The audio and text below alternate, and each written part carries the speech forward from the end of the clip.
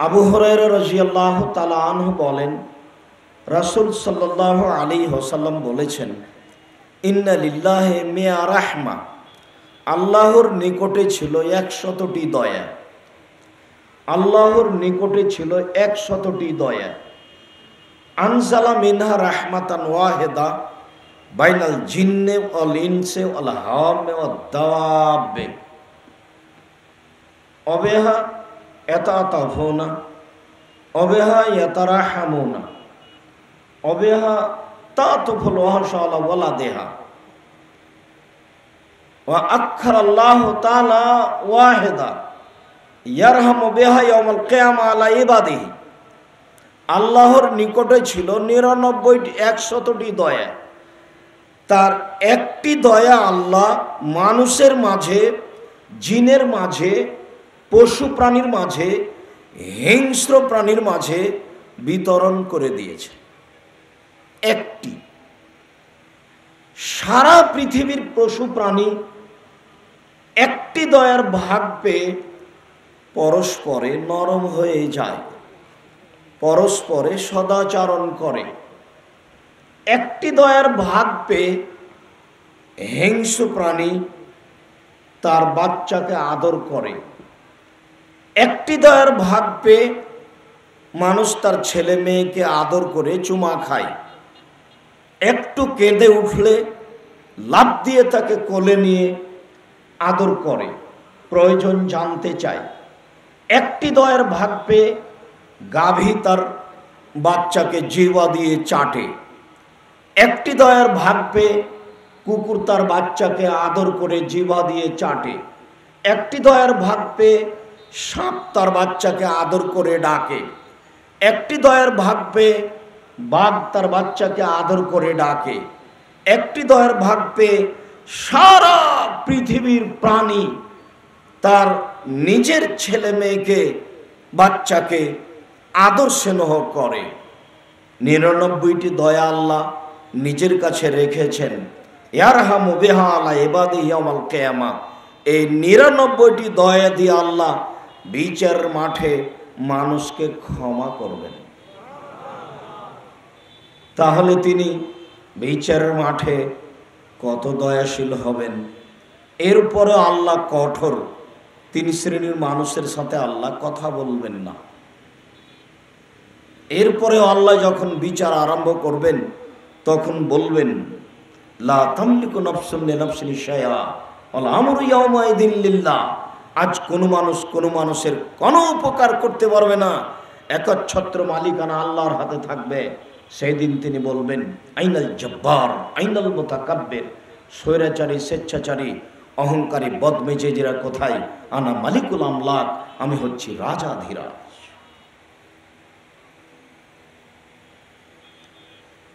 আল্লাহ তাআলা যে নিয়ামত অনুগ্রহ দিয়েছেন তার শুকরিয়া আদায় করব কিভাবে?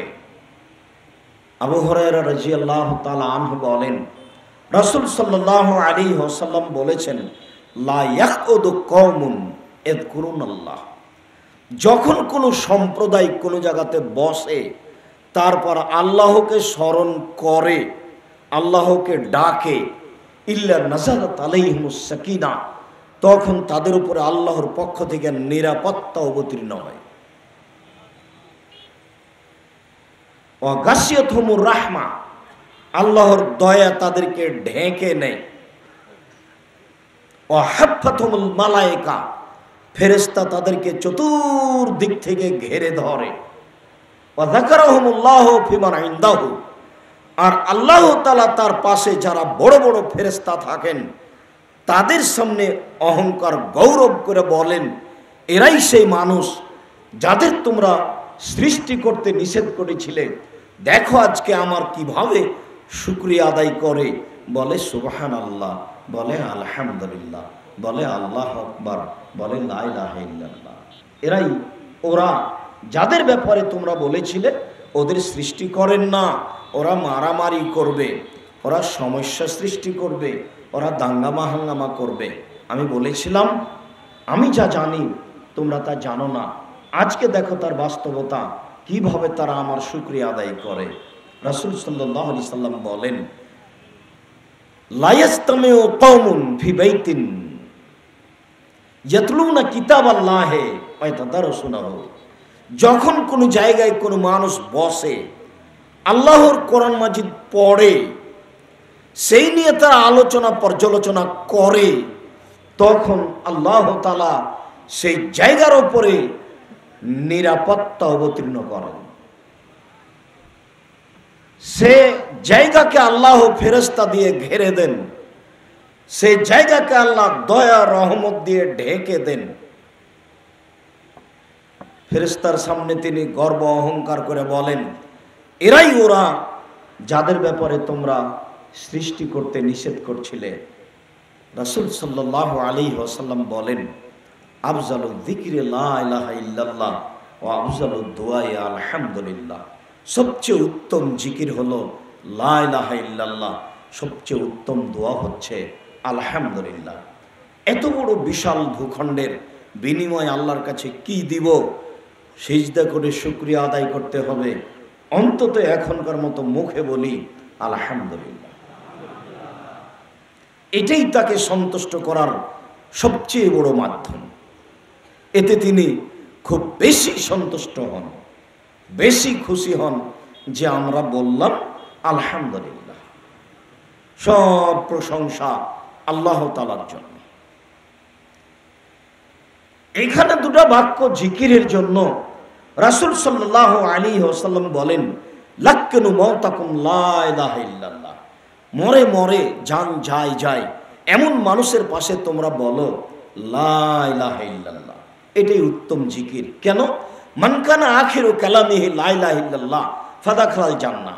মানুষের জীবনে শেষ কালেমা যদি লা ইলাহা ইল্লাল্লাহ হয়, তাহলে সে জান্নাতে চলে গেছে।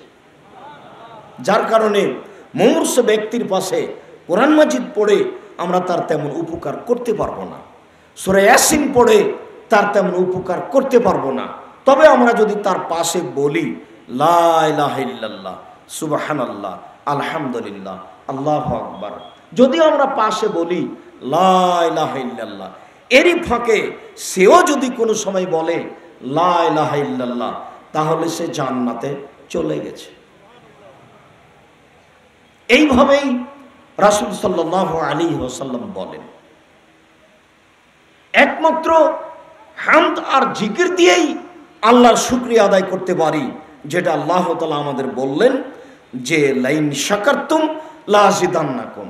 তোমরা যদি আমার শুকরিয়া আদায় করো, তাহলে যেটা আমি দিয়েছি এটা আরো বেশি করে দেব। আর যদি শুকরিয়া আদায় না করো, তাহলে আমার শাস্তি বড় কঠিন। আমি দিলাম, শুকরিয়া আদায় করলে না কেন? কি এমন ভিত্তি আছে যে এত বড় ভূখণ্ডের উপরে সম্মেলন করতে পারো? কয় টাকার মালিক? কত বিদ্যা রাখা? কিছুই না, নিঃস্ব মানুষ, একেবারেই নিঃস্ব, কচুর পাতার পানি, কিছুই নাই।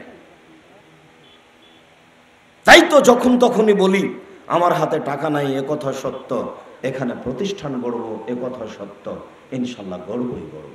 2013 সালের 24 আগস্ট রোজ মঙ্গলবার হাঁটাবো, বীরহাটাবো, রূপগঞ্জ, নারায়ণগঞ্জ, ঢাকা। কাঁঠাল গাছের নিচে বলেছিলাম আমার হাতে টাকা নাই, একথা সত্য, এখানে প্রতিষ্ঠান গড়বে, একথা সত্য, ইনশাল্লাহ গড়বেই গড়বে। জামিয়া সালাফে হাঁটাবো, বীরহাটাবো, রূপগঞ্জ, নারায়ণগঞ্জ, ঢাকা এখন প্রায় 50 বিঘা জমির উপর অবস্থান করে। যার 200 শতক জমির উপরে বাইতুল হাম জামে মসজিদ নির্মাণ হবে। 200 শতক বাইতুল হাম জামে মসজিদের জন্য 200 শতক জমি বরাদ্দ করা হয়েছে, যার ঘোষণা আপনাদেরকে গত 4 মার্চ রোজ শুক্রবার অবগত করিয়েছি। তো এইটার বিনিময় কি? এইটার বিনিময় আলহামদুলিল্লাহ। যখন আমরা বিচারের মাঠে রাসূল সাল্লাল্লাহু আলাইহি সাল্লামের কাছে যাব, কেউ আমাদের ডাকে সাড়া দিতে পারবে না। আমরা আদম আলাইহিস সালামের কাছে যাব, গিয়ে বলবো যে আনতা আবুন নাস, আপনি হচ্ছেন মানুষের পিতা, আপনি আমাদের পিতা। কাদ খালাকাল্লাহু বিয়াদিহি, আল্লাহ আপনাকে নিজ হাতে সৃষ্টি করেছেন। ওয়া আসকানাকা জান্নাতাহু, আল্লাহ আপনাকে নিজের জান্নাতে রেখে দিয়েছেন। ওয়া জালাকা মালায়েকাতাহু, ফেরেশতা দিয়ে আপনাকে সিজদা করিয়ে নিয়েছেন। আপনি কত দামি মানুষ, আপনি সারা পৃথিবীর পুরুষ নারীর পিতে কত দামি মানুষ। আল্লাহ আপনাকে নিজ জান্নাতে রেখেছেন, আপনি কত দামি মানুষ। আল্লাহ আপনাকে নিজ হাতে সৃষ্টি করেছেন, আপনি কত দামি মানুষ। দুনিয়ার সমস্ত ফেরেশতা দিয়ে আপনাকে সিজদা করিয়ে নিয়েছেন, সব ফেরেশতা আপনাকে মেনে নিয়েছে মাথা নত করে। আপনি কত দামি মানুষ। আপনি আমাদের একটু উপকার করবেন, আমরা বিপদে পড়েছি, আপনি কি আল্লাহকে একটু বলবেন যে আমার ছেলে মেয়েকে রক্ষা করেন? এটি কি আপনি বলবেন? তখন তিনি বলবেন, নাফসি নাফসি, না আমি এ কথা বলতে পারবো না, আমার যে কি হয় তা আমি নিজে বলতে পারছি না। কাদ গাযিবা আলাইয়া রাব্বি, আমার প্রতিপালক আমার উপর রাগ করেছেন। মা গাযিবা মিন ক্বাবল ওয়ালা বাদ, ইতিপূর্বে আর কখনো এমন রাগ করেননি, ভবিষ্যতে আর কখনো রাগ করবেন না। আমার যে কি হয় তা আমি নিজেই বুঝি না, আমি তোমাদের কিছু করতে পারবো না। তবে একটা বড় মানুষের কথা বলি, যাও নূহ আলাইহিস সালামের কাছে যাও। নূহ আলাইহিস সালাম এই কথাই বলবেন। তিনি বলবেন, আমি একটা বড় মানুষের কথা বলতে পারি, ইব্রাহিম আলাইহিস সালাম, আমি এখানে কিছু করতে পারবো না, তোমরা ইব্রাহিম আলাইহিস সালামের কাছে যাও, খুব দামি মানুষ। তো তিনি বলবেন, আমি কিছু করতে পারবো না, আমি খুব একটা দামি মানুষের কথা বলছি। তিনি হচ্ছেন মূসা আলাইহিস সালাম, যিনি আল্লাহর সাথে সরাসরি কথা বলেন। মূসা আলাইহিস সালাম তার স্ত্রীকে সাথে নিয়ে আসছেন। আস্তে আস্তে এক জায়গাতে আগুনের প্রয়োজন, রাস্তাও ভুলে গেছেন। ওই যে আগুন দেখা যাচ্ছে, তো তিনি তার স্ত্রীকে বলছেন, এখানে থামো, আমি ওখান থেকে একটু ঘুরে আসি, একটু রাস্তাটা ঠিক করে নিব, আর আগুন নিয়ে আসবো, তুমি বেশ ঠান্ডা অনুভব করছো, তো সবটাই হবে। এবার ওখানে কাছাকাছি গেছেন, তখন আল্লাহ তাআলা বলছেন, ফাখলানা আলাই ইন্নাকা বিল ওয়াদিল মুকাদ্দাসে তুয়া, মূসা আপনি জুতা খুলুন, আপনি পবিত্র স্থানে এসেছেন। আল্লাহ তাআলা কথা বলছেন তার সাথে, মাবে ইয়ামিনিকা ইয়া মূসা, মূসা তোমার ডান হাতে কি? এটা আমার লাঠি, এটা আমি দিয়ে ছাগল চড়াই, এটা আমি দিয়ে ড্রেনের পাশে রেখে লাফ দিয়ে এদিক থেকে ওদিকে চলে যাই। আর যখন আমার ছাগলকে গাছের পাতা খাওয়ানো প্রয়োজন হয়, তখন আমি গাছের ডালের উপরে মেরে পাতা ঝরিয়ে আমার ছাগলকে খাওয়াই, আরো কিছু। তা আল্লাহ ওই সময়তে যা কিছু বললেন। তো সরাসরি আল্লাহর সাথে মূসা কথা বলেছেন, তোমরা সেখানে যাও, একটা সুবিধা হবে। মূসা আলাইহিস সালাম বললেন, এটা করতে পারবো না। এবার সবাই উপস্থিত হব আমাদের নবী মুহাম্মদ সাল্লাল্লাহু আলাইহি সাল্লামের কাছে, সবাই উপস্থিত হব। তখন আমাদের নবী মুহাম্মদ সাল্লাল্লাহু আলাইহি সাল্লাম এরকম কোনো সমস্যা পেশ করবেন না, পেশ না করে আমাদের কথাতে সাড়া দিয়ে তিনি একটা জায়গায় বাছাই করে সিজদায় পড়বেন। তিনি বলছেন যে আমি আল্লাহর প্রশংসা করব এমন শব্দ দিয়ে, যেই শব্দ তিনি শিখিয়ে দিবেন। এই বিবরণের আলোচনার সাথে সম্পৃক্ত কথা এই বাক্যটা, যে আল্লাহর নবী আল্লাহর প্রশংসা করবেন সিজদায় পড়ে, যেই প্রশংসার শব্দ তিনি বলে যাননি দুনিয়াতে, যেটা আমাদের বলে গেছেন সেটা আলহামদুলিল্লাহ। তিনি বলছেন যে সিজদায় যখন আমি থাকবো, তখন আমাকে কিছু শব্দ শিখিয়ে দেওয়া হবে, যেই শব্দ দিয়ে আমি তার প্রশংসা করব, আমি প্রশংসা করে বলবো।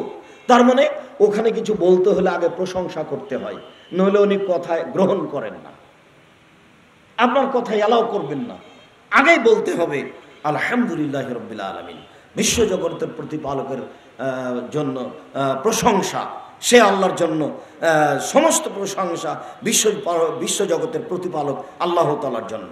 আর রহমান রাহিম, তিনি হচ্ছেন পরম দাতা দয়ালু, মালিক ইয়াউমিদ্দিন, তিনি হচ্ছেন বিচার দিনের মালিক। ইয়াকা না'বুদু, একমাত্র তোমার ইবাদত করি, ওয়া ইয়াকা নাস্তাইন, একমাত্র তোমার কাছে সাহায্য চাই। ইহদিনাস সিরাতাল মুস্তাকিম, তুমি আমাকে সোজা সঠিক পথ দেখাও। সিরাতাল্লাযিনা আন'আমতা আলাইহিম, ওই পথ দেখাবে যাদের প্রতি অনুগ্রহ দয়া করেছো। গায়রিল মাগযুবি আলাইহিম ওয়ালাদ-দাল্লিন, ওদের পথ দেখায়ও না যারা ভ্রান্ত, যারা অভিশপ্ত। আমিন। অনেকক্ষণ ধরে তোমার সাথে কথা বললাম, তুমি এটা কবুল করো। এই সূরা ফাতিহাতে মাত্র একটাই কথা আছে, একটাই বাক্য, সেটা হলো ইহদিনাস সিরাতাল মুস্তাকিম, তুমি আমাকে সোজা পথ দেখাও। কেউ বলছে এই দলে আসো, কে বলছে ইসলামী দলে আসো, কে বলছে পীর সাহেবকে মানো, কে বলছে এই দলে আসো। কত ধর্মের নামে দল, আমি কোন দলে যাই? তুমি আমাকে সোজা পথ দেখাও। এই একটাই বাক্য বলার জন্য এত প্রশংসা আগে করা হয়েছে। প্রশংসা করে না বললে তিনি গ্রহণ করেন না। বোঝা গেল না কথা? সামিয়া রাসূলুল্লাহ সাল্লাল্লাহু আলাইহি ওয়াসাল্লাম রাজুলান, একটা লোকের মুখে আল্লাহ রাসূল এই বাক্যটা শুনলেন। কি শুনলেন? একটা লোক বলছে যে আল্লাহুম্মা ইন্নী আসআলুকা বিআন্নাকা আনতাল্লাহ, হে আল্লাহ, তোমার কাছে আমি সাহায্য চাচ্ছি এই জন্য যে তুমি আল্লাহ। লা ইলাহা ইল্লা আনতাল আহাদুস সামাদুল্লাযী লাম ইয়ালিদ ওয়া লাম ইউলাদ ওয়া লাম ইয়াকুল লাহু কুফুয়ান আহাদ। আল্লাহ ছাড়া কোনো মাবুদ নেই, তিনি একক, নিরপেক্ষ, মুখাপেক্ষীহীন, তিনি কাউকে জন্ম দেননি, তিনি কারোর কাছ থেকে জন্ম নেননি, তার সমকক্ষ কেউ নেই।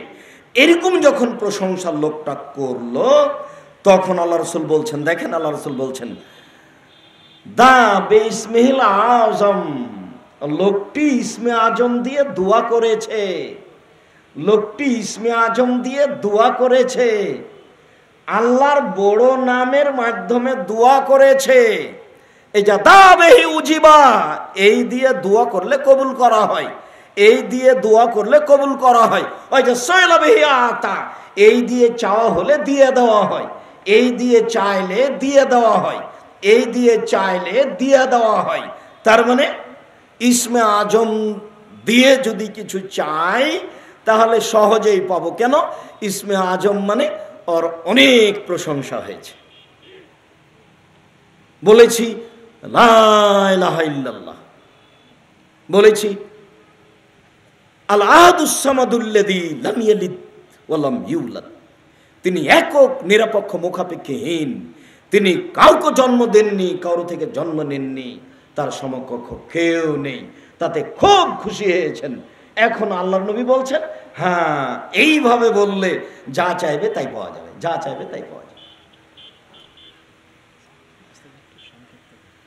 সম্মানিত দিনী ভাই বোন, আমরা সূচনাতে আল্লাহ তাআলার আপনাদেরকে শুকরিয়া আদায় করার জন্য বলছি আলহামদুলিল্লাহ।